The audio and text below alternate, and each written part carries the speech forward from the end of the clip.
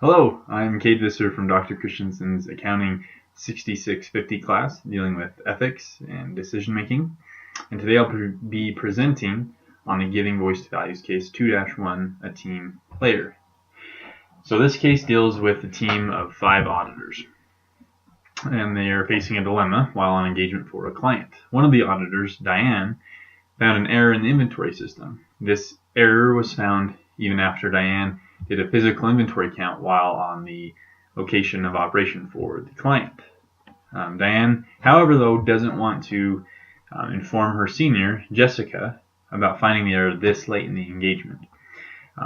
Upon discussing this with the team, the other 4 teammates of hers on the audit, they vote that they shouldn't tell Jessica. The main reasons being so that they won't go over budget or effectively don't have to work more hours off the clock, because Jessica, the senior, is known as a stickler of sticking to the budget.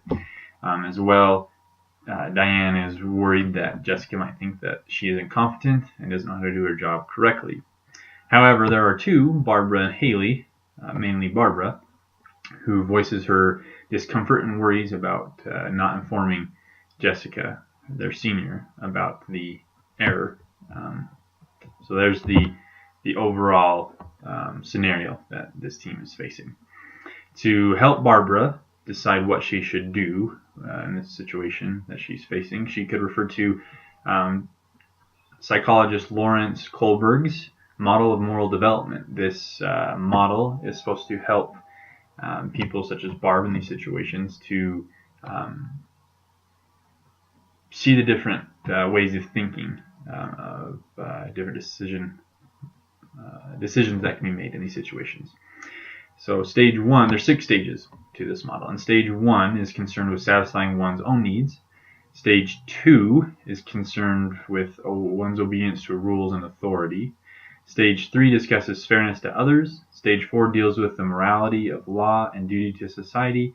Stage 5 is upholding one's contract to society, and stage 6 talks about the universal ethical principles that everyone should follow regardless of nationality, race, or way of living. In my opinion, stages 3, 4, and 5 relate to the working norms that's found in this team, in the sense that the group is involved in an audit of a company, most likely a public company. Therefore, the opinion they give deals with fairness to others, or stage 3, adhering to law and order, stage 4, and also the social contract of others in society that they're in charge of upholding, or stage 5. As well, Diane's own interests are in play here because she doesn't want to look incompetent, so stages 1 and 2 as well would be part of Barbara's decision making, but stages 3, 4, and 5 would be the main concerns for Barbara to worry about. So, after going over that model, what should Barbara do? At the end of the day, I believe Barbara should talk with her team first and foremost and try to convince them one last time maybe to either tell Jessica themselves or try to figure out the error and solve it on their own. If that doesn't work, then Barbara should go and talk with her senior, Jessica, and let her know of the error that was found. The order this should take place in is, again, Barbara should go talk to her team first, let her express her feelings of nervousness about not informing their senior, and if that doesn't work, then Barbara should go talk to Jessica, her senior.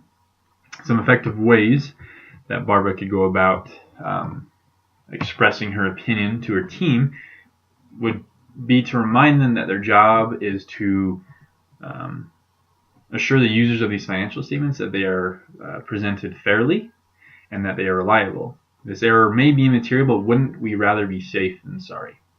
So remind them it's their job to provide this assurance that these financial statements are stated fairly.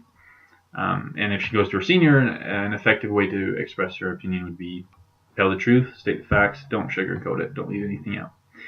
Obviously, there will be some objections that Barbara will face, and so some of those objections from her teammates would be that they don't want to work extra hours if Jessica requires them to stay on the clock or stay off the clock but continue to work.